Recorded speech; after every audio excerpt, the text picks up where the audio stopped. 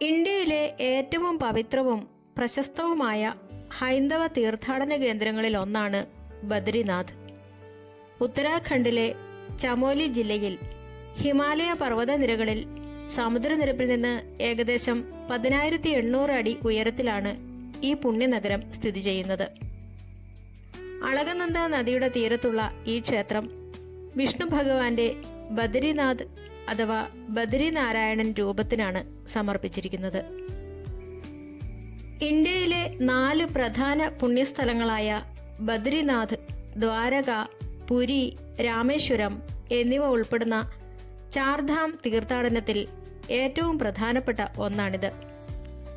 കൂടാതെ ഉത്തരാഖണ്ഡിലെ ഛോട്ടാ ചാർധാം, അതായത് ബദ്രിനാഥ്, കേദാർനാഥ്, ഗംഗോത്രി, യമുനോത്രി ഉൾപ്പെടുന്ന യാത്രയിലെ അവസാന ലക്ഷ്യസ്ഥാനവും ഇതുതന്നെ. ബദ്രിനാഥ് ക്ഷേത്രത്തിലെ പ്രധാന പൂജാരിയെ റാവൽ എന്നാണ് വിളിക്കുന്നത്. ശങ്കരാചാര്യർ നിശ്ചയിച്ച ആചാരപ്രകാരം കേരളത്തിൽ നിന്നുള്ള നമ്പൂതിരി ബ്രാഹ്മണർക്ക് മാത്രമേ ഇവിടെ പ്രധാന പൂജാരിയാകാൻ അവകാശമുള്ളൂ. കറുത്ത സാളഗ്രാമ കല്ലിൽ സ്വയംഭൂവായി ഉണ്ടായതെന്ന് വിശ്വസിക്കപ്പെടുന്ന വിഷ്ണു ഭഗവാന്റെ പത്മാസനത്തിലുള്ള വിഗ്രഹമാണ് ഇവിടെയുള്ളത്. യോഗമുദ്രയിലുള്ള വിഷ്ണുവിന്റെ അപൂർവം വിഗ്രഹങ്ങളിൽ ഒന്നാണിത്. ബദരി എന്നാൽ ഇലന്തപ്പഴം എന്നാണ് അർത്ഥം. വിഷ്ണു ഭഗവാൻ ഇവിടെ കഠിന തപസ് ചെയ്തപ്പോൾ അദ്ദേഹത്തിന് വെയിലും മഞ്ഞും ഏൽക്കാതിരിക്കാൻ ലക്ഷ്മി ദേവി ഒരു ബദരി, അതായത് ഇലന്ത മരമായി മാറി ഭഗവാന് തണൽ നൽകിയെന്നാണ് വിശ്വാസം. അങ്ങനെയാണ് ഈ സ്ഥലത്തിന് ബദ്രിനാഥ് എന്ന പേര് ലഭിച്ചത്. 8-ാം നൂറ്റാണ്ടിൽ ആദി ശങ്കരാചാര്യരാണ് അളകനന്ദ നദിയിലെ നാരദകുണ്ഡിൽ നിന്ന് വിഷ്ണു വിഗ്രഹം കണ്ടെടുത്ത് ഈ ക്ഷേത്രം പുനരുദ്ധരിച്ചത്. ശീതകാലത്ത് കഠിനമായ മഞ്ഞുവീഴ്ച കാരണം 6 മാസം ക്ഷേത്രം അടച്ചിടും. ഈ സമയത്ത് ഭഗവാന്റെ ഉത്സവ വിഗ്രഹം താഴെയുള്ള ജോഷി മഠിലേക്ക് മാറ്റുകയും അവിടെയാണ് പൂജകൾ നടക്കുകയും ചെയ്യുന്നത്. ബദ്രിനാഥിൽ നിന്ന് വെറും 3 കിലോമീറ്റർ അകലെയാണ് ഇന്ത്യയിലെ അവസാനത്തെ ഗ്രാമമായ മാണ സ്ഥിതി ചെയ്യുന്നത്. വ്യാസഗുഹയും സരസ്വതി നദിയുടെ ഉത്ഭവവുമൊക്കെ ഈ ഗ്രാമത്തിലാണ്. ഇതിനടുത്താണ് അതിമനോഹരമായ വസുധാര വെള്ളച്ചാട്ടങ്ങൾ സ്ഥിതി ചെയ്യുന്നത്. ഏകദേശം 400 അടി ഉയരത്തിൽ നിന്ന് താഴേക്ക് പതിക്കുന്ന ഈ വെള്ളച്ചാട്ടത്തിന് പിന്നിൽ ആത്മീയവും അത്ഭുതകരവുമായ ചില പുരാണ കഥകളുണ്ട്. ഇവിടുത്തെ ഏറ്റവും വലിയ അത്ഭുതം ഈ വെള്ളച്ചാട്ടത്തിലെ ജലത്തുള്ളികൾ എല്ലാ മനുഷ്യരുടെ മേലും വീഴില്ല എന്നതാണ്. വസുധാര വെള്ളച്ചാട്ടവുമായി ബന്ധപ്പെട്ട ഏറ്റവും പ്രശസ്തമായ ഐതിഹ്യം മഹാഭാരതത്തിലെ പാണ്ഡവരുടെ അവസാന യാത്രയുമായി ബന്ധപ്പെട്ടിരിക്കുന്നു. കുരുക്ഷേത്ര യുദ്ധത്തിന് ശേഷം പാണ്ഡവരും ദ്രൗപദിയും രാജ്യം വെടിഞ്ഞ് ശരീരത്തോടെ സ്വർഗത്തിലേക്ക് യാത്ര തിരിച്ചു. അവർ ബദ്രിനാഥ് വഴി അളകനന്ദ നദി മുറിച്ചു കടന്ന് മാണ ഗ്രാമത്തിലൂടെയാണ് മുന്നോട്ടു പോയത്. ഈ യാത്രക്കിടയിൽ വസുധാര വെള്ളച്ചാട്ടത്തിനടുത്ത് വെച്ചാണ് ദ്രൗപദി ആദ്യം വീഴുന്നതും മരണം വരിക്കുന്നതും. പുരാണങ്ങൾ അനുസരിച്ച് പ്രപഞ്ചത്തിലെ 8 പ്രകൃതി ശക്തികളായ അഷ്ടവസുക്കൾ, അതായത് ധര, ധ്രുവ, സോമ, അഹസ്, അനിൽ, അനൽ, പ്രത്യുഷ, പ്രഭാസ എന്നിവ മഹാവിഷ്ണുവിനെ പ്രീതിപ്പെടുത്താനായി ഇവിടെ കഠിന തപസ് അനുഷ്ഠിച്ചിരുന്നു. അങ്ങനെയാണ് ഇതിന് വസുധാര എന്ന പേര് ലഭിച്ചത്. വസുധാരയെ ചുറ്റിപ്പറ്റിയുള്ള ഏറ്റവും വലിയ ജനപ്രിയ വിശ്വാസം ഇവിടുത്തെ ജലത്തുള്ളികളുടെ പ്രത്യേകതയാണ്.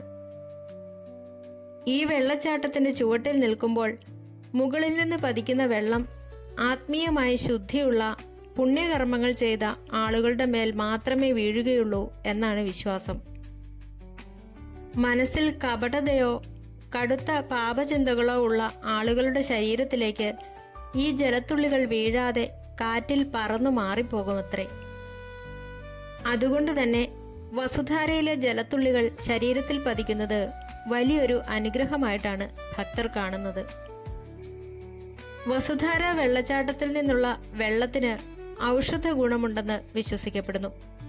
നിരവധി ഔഷധ സസ്യങ്ങൾ നിറഞ്ഞ ഹിമാലയൻ മലനിരകളിലൂടെ ഒഴുകി വരുന്നതുകൊണ്ട് തന്നെ ഈ വെള്ളം കുടിക്കുന്നതും ദേഹത്ത് വീഴുന്നതും പല മാറാരോഗങ്ങൾക്കും ശമനമുണ്ടാക്കുമെന്നാണ് വിശ്വാസം.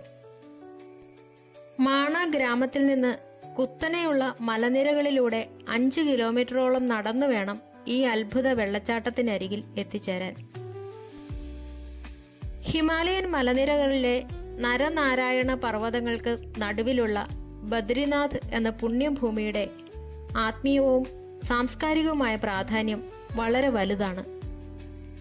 മിക്ക വിഷ്ണു ക്ഷേത്രങ്ങളിലും ഭഗവാൻ അനന്തശയന രൂപത്തിലാണ് ഉള്ളതെങ്കിൽ ബദ്രിനാഥിൽ ഭഗവാൻ പത്മാസനത്തിലിരുന്ന് ധ്യാനിക്കുന്ന രൂപത്തിലാണ് പ്രതിഷ്ഠിക്കപ്പെട്ടിരിക്കുന്നത്. യോഗാഭാവത്തിലുള്ള ഈ വിഗ്രഹം സാളഗ്രാമ ശിലയിലാണ് നിർമ്മിച്ചിരിക്കുന്നത്. സത്യയുഗത്തിൽ മോക്ഷം തരുന്ന ഏറ്റവും വലിയ പുണ്യസ്ഥലമായി ബദ്രിനാഥിനെ കരുതുന്നു. ഭാരതത്തിലെ 8 സ്വയംഭൂ ക്ഷേത്രങ്ങളിൽ ഒന്നാണിത്. ഇവിടെ എത്തി പ്രാർത്ഥിച്ചാൽ പുനർജന്മത്തിൽ നിന്ന് മുക്തിയും മോക്ഷവും ലഭിക്കുമെന്നാണ് ഹിന്ദുക്കളുടെ വിശ്വാസം. കഠിനമായ മഞ്ഞുവീഴ്ച കാരണം വർഷത്തിൽ 6 മാസം മാത്രമേ ഈ ക്ഷേത്രം തുറക്കൂ. സാധാരണയായി ഏപ്രിൽ മെയ് മാസം മുതൽ നവംബർ വരെയാണ് ഇത്. എല്ലാ വർഷവും അക്ഷയ തൃതീയ നാളിലാണ് ക്ഷേത്ര കവാടം തുറക്കുന്നത്. ഈ സമയം ലക്ഷക്കണക്കിന് തീർത്ഥാടകരാണ് ഇവിടേക്ക് ഒഴുകിയെത്തുന്നത്. ക്ഷേത്രം അടച്ചിടുന്ന 6 മാസം ദേവന്മാർ വന്ന് ഭഗവാനെ പൂജിക്കുമെന്നാണ് വിശ്വാസം. ക്ഷേത്രത്തിന് തൊട്ടടുത്തായി തപ്ത് കുണ്ഡ് എന്നറിയപ്പെടുന്ന പ്രകൃതിദത്തമായ ഒരു ചൂടു നീരുറവയുണ്ട്. ചുറ്റും മഞ്ഞു മൂടിയ മലനിരകളാണെങ്കിലും ഇവിടുത്തെ വെള്ളത്തിന് എപ്പോഴും നല്ല ചൂടായിരിക്കും. ഭഗവാനെ ദർശിക്കുന്നതിന് മുൻപ് തീർത്ഥാടകർ ഈ പവിത്രമായ കുളത്തിൽ മുങ്ങി നിവരാറുണ്ട്. ഇത് ശരീരത്തിനും മനസ്സിനും ഒരുപോലെ ശുദ്ധി നൽകുന്നു എന്നാണ് വിശ്വാസം. ഹിന്ദു പുരാണങ്ങൾ പ്രകാരം ഈ ചൂടു നീരുറവയ്ക്ക് പിന്നിൽ വളരെ രസകരവും ആത്മീയവുമായ ചില ഐതിഹ്യങ്ങളുണ്ട്. തപ്ത് കുണ്ഡുമായി ബന്ധപ്പെട്ട ഏറ്റവും പ്രധാനപ്പെട്ട ഐതിഹ്യം അഗ്നിദേവന്റേതാണ്. ഒരിക്കൽ എല്ലാറ്റിനെയും ദഹിപ്പിക്കുന്ന അഗ്നിദേവന് ഒരു പാപം സംഭവിച്ചു. ചില പുരാണങ്ങൾ പ്രകാരം പ്രപഞ്ചത്തിലെ എല്ലാ അശുദ്ധികളെയും ഭക്ഷിച്ച് അഗ്നിദേവന് അശുദ്ധി ബാധിച്ചു. ഈ പാപത്തിൽ നിന്നും അശുദ്ധിയിൽ നിന്നും മുക്തി നേടാനായി അഗ്നിദേവൻ ബദ്രിനാഥിൽ വന്ന് മഹാവിഷ്ണുവിനെ പ്രീതിപ്പെടുത്താൻ കഠിനമായ തപസ് അനുഷ്ഠിച്ചു. അഗ്നിദേവന്റെ ഭക്തിയിൽ പ്രീതിപ്പെട്ട വിഷ്ണു ഭഗവാൻ അദ്ദേഹത്തിന് ദർശനം നൽകി അനുഗ്രഹിച്ചു. തുടർന്ന് ഭഗവാൻ അഗ്നിദേവന് ഇവിടെ ഒരു ചൂടു നീരുറവയായി സ്ഥിരമായി താമസിക്കാനുള്ള അനുവാദം നൽകി. ഇവിടെ എത്തുന്ന ഭക്തരുടെ പാപങ്ങളും രോഗങ്ങളും കഴുകിക്കളയാൻ അഗ്നിയുടെ സാന്നിധ്യമുള്ള ഈ വെള്ളത്തിന് കഴിയുമെന്ന് ഭഗവാൻ അനുഗ്രഹിച്ചു. മറ്റൊരു ജനപ്രിയ ഐതിഹ്യം ഭഗവാൻ വിഷ്ണുവിൻ്റെയും ലക്ഷ്മി ദേവിയുടെയും തപസ്സുമായി ബന്ധപ്പെട്ടിരിക്കുന്നു. വിഷ്ണു ഭഗവാൻ ഇവിടെ കഠിനമായ തപസ്സിൽ മുഴുകിയപ്പോൾ ലക്ഷ്മി ദേവി അദ്ദേഹത്തിന് തണലായി മാറി എന്ന് പറഞ്ഞല്ലോ. കഠിനമായ മഞ്ഞുകാലത്ത് ഭഗവാന്റെ തപസ്സിന് തടസ്സം വരാതിരിക്കാനും അദ്ദേഹത്തിന് കുളിക്കാനും മറ്റ് ആവശ്യങ്ങൾക്കുമായി പ്രകൃതിയിൽ ഒരു ചൂടുവെള്ളത്തിന്റെ ഉറവ ആവശ്യമായി വന്നു. അങ്ങനെ ഭഗവാന്റെ സൗകര്യത്തിനായി സൃഷ്ടിക്കപ്പെട്ടതാണ് ഈ ദിവ്യമായ ചൂടു നീരുറവ എന്നാണ് മറ്റൊരു വിശ്വാസം. ബദ്രിനാഥ് ക്ഷേത്രത്തിൽ കയറി ഭഗവാനെ ദർശിക്കുന്നതിനു മുൻപ് ഭക്തർ തപ്ത് കുണ്ഡിൽ കുളിക്കുന്നത് നിർബന്ധമാണ്. ഈ പവിത്രമായ ജലത്തിൽ മുങ്ങി നിവർന്നാൽ ആത്മാവിനും ശരീരത്തിനും ശുദ്ധി ലഭിക്കുമെന്നാണ് വിശ്വാസം. ശാസ്ത്രീയമായി നോക്കിയാൽ ഈ വെള്ളത്തിൽ ഉയർന്ന അളവിൽ സൾഫർ അടങ്ങിയിട്ടുണ്ട്. അതുകൊണ്ട് തന്നെ ഇവിടെ കുളിക്കുന്നത് ചർമ്മരോഗങ്ങൾക്കും പേശീവേദനകൾക്കും മികച്ചൊരു ഔഷധമാണെന്ന് തെളിയിക്കപ്പെട്ടിട്ടുണ്ട്. ചുരുക്കത്തിൽ പ്രകൃതി ഭംഗി കൊണ്ടും കഠിനമായ ആത്മീയ അന്തരീക്ഷം കൊണ്ടും ഇന്ത്യയുടെ വടക്കും തെക്കും തമ്മിലുള്ള സാംസ്കാരിക സമന്വയം കൊണ്ടും ഭാരതത്തിലെ ഏറ്റവും സവിശേഷമായ മോക്ഷഭൂമിയാണ് ബദ്രിനാഥ്.